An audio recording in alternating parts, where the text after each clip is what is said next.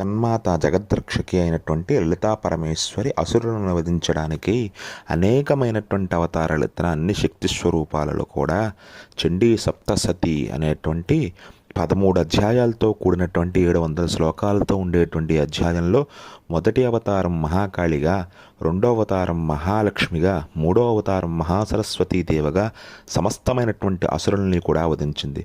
అందులో మొట్టమొదట మహిషాసురుని యొక్క సేనలని, ఆ తదుపరి మహిషాసురుని యొక్క సేనాధిపతుల్ని, ఆ తర్వాత మహిషాసురుణ్ణి వధించింది. మహాకాళి అవతారంలో మహిషాసుర సేనలందరినీ వధించి మహాలక్ష్మి అవతారంతో ఆ మహిషాసురుణ్ణి చీల్చి చెండాడి కంఠాన్ని త్రిశూలంతో పొడిచి తలని వేరు చేసింది.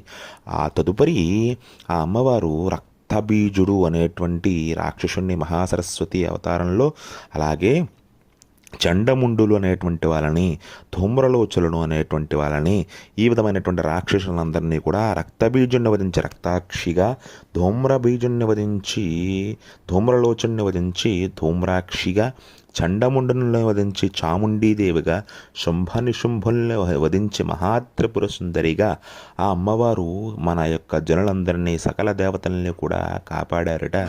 ఇది ఎంతో శ్రేష్టమైనటువంటిది. జగన్మాత యొక్క కథ విన్న, చండీ సప్తశతి పారాయణ చేసుకున్న, హోమం చేసిన ఆ అమ్మవారి యొక్క అనుగ్రహం వలన సకలమైనటువంటి కష్టములు తొలగి, ఏ విధమైన గ్రహబాధలున్నా అన్నీ తొలగి ఆ జగన్మాత యొక్క అనుగ్రహం కలుగుతుందనడంలో ఏ విధమైన సంశయం లేదు.